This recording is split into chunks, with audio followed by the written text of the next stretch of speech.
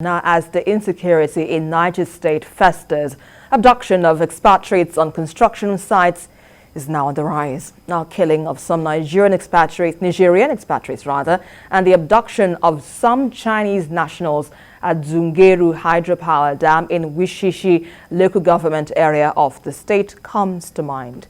In a recent development, 2 construction workers have been kidnapped by gunmen along Lambata-Izom highway in Gurara Local Government Area of the state.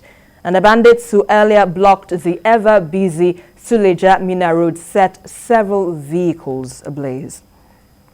Now, Tunde, when we look at this issue, it's like insecurity is becoming like a norm, particularly in the north. But when you mention bandits having to abduct construction workers, it readily brings to mind, apart from what I just read earlier, what happened in the Niger Delta, where militants were known to kidnap expatriates for cash, and sometimes they won't kill them.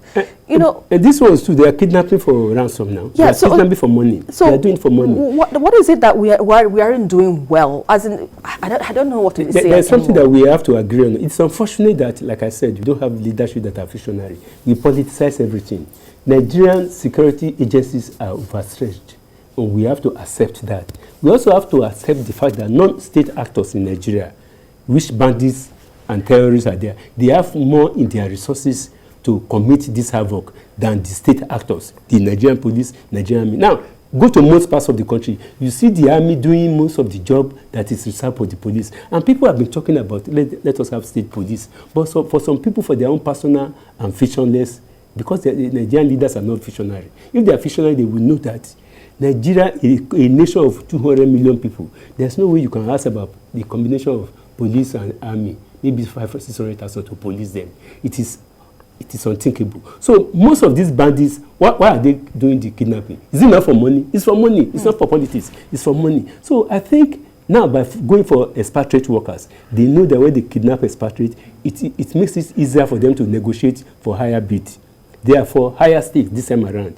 Maybe in the next 3 months, when the politicking gets higher, they will go after politicians. I'm not praying that they go. I'm not saying they should go after them. But what I just know is that government has to know that nobody is safe in Nigeria today. Nobody is safe. You can construct workers. Okay, construction industry is meant to provide infrastructure. They have gone there to kidnap expatriates. They will go there. It's not as if they have those people in mind.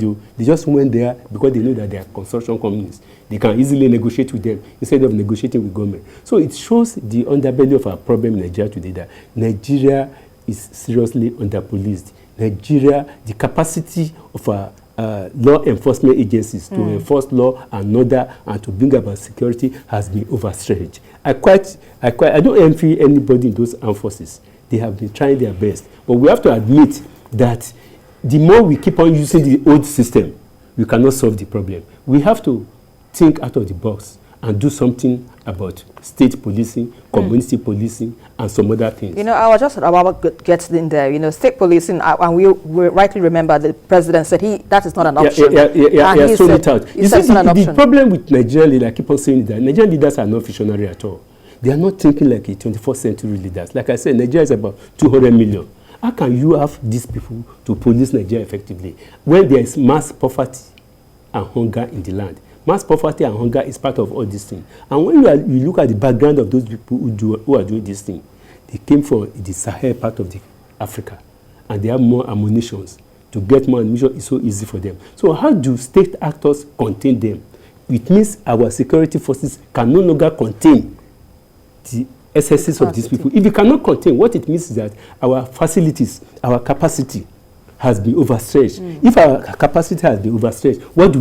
We break down the level of enforcement. We break it down to community, to state. Well, if the president says that, it means the president is out of tune. I must say it.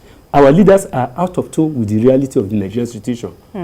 Paul, you share the same sentiments, or you have a divergent view? No, my view cannot be divergent. You see, I hope this is not a sickness we just have to live with. There are some sicknesses you live with. If you are diabetic, there is no cure. You have to keep managing it. If you have glaucoma, there is no cure. You have to keep managing it. I hope banditry is not something that we now say, okay, that is how Nigeria is, no solution. Because that is the way it's looking now. It's something we have been living with. It's something that we have not found a solution to.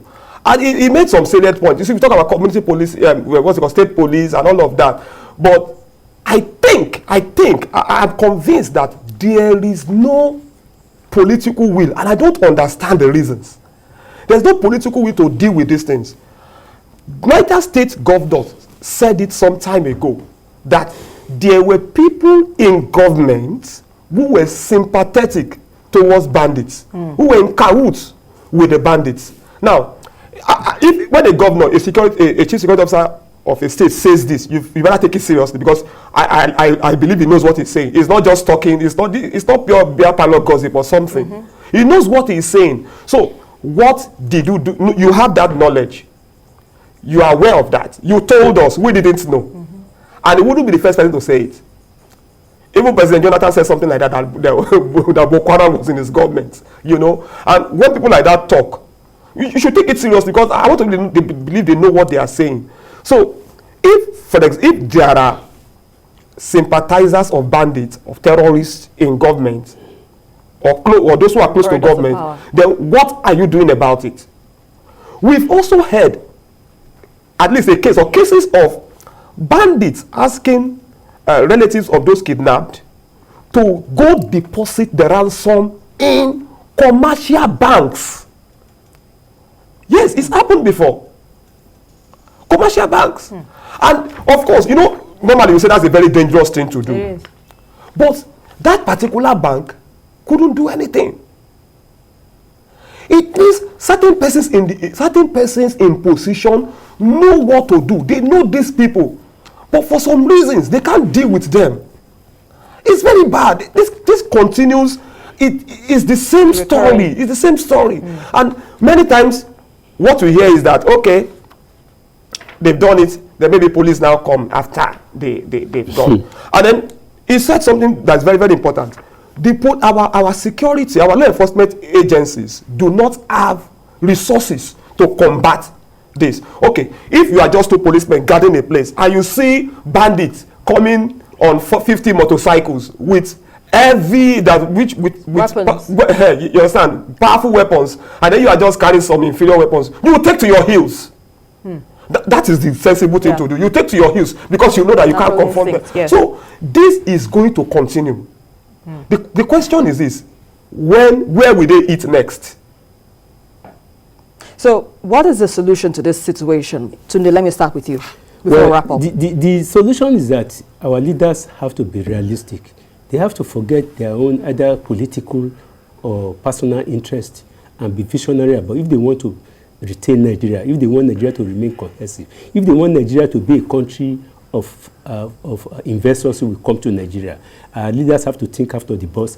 If you are doing something in the same way, it's like in mathematics now, to get to a particular answer, you may use simultaneous equation, you may use quadratic equation, so you may get to the answer. To get to the answer. But Nigeria is the only country where we keep on using the old system that has never worked, and it will never work, and it won't work. So our leaders have to wake up from their slumber. They have to. Nigeria of 21st century is different from Nigeria of 1960. So we have to do something. We have to think out of the box to keep this country. Nigeria is a beautiful country. Indeed. Nigeria is the hope of Africa. But I have my very serious concern that the kind of leaders we have in Nigeria today, it cannot take Nigeria anywhere. Well, we have to think out of the box. Paul, final thoughts. Yes, we have to think out of the box. You cannot be doing the same thing same way and expect a different result. So there should be a strong decision to get rid of banditry. We've suggested on this program that there should be a coordinated attacks on the camps of these bandits. Yes, they were doing that at some point, but that seems to have stopped. So we need governments to wake up. Right. That's a fine place to leave it, gentlemen. Thank you very much for your insights on today's edition of Journalist Hangout. Paul Dada and Tunde Abaton, we appreciate your insights. Here. And that's about it on Journalist Hangout. Don't forget you can watch a repeat broadcast tonight at 11, and also join us on Sunday from 1:30 to 3:30 p.m. We are also on YouTube at youtube.com/TBC News Nigeria. I am Esther Makwariola. Many thanks for watching. Bye for now, and God bless Nigeria.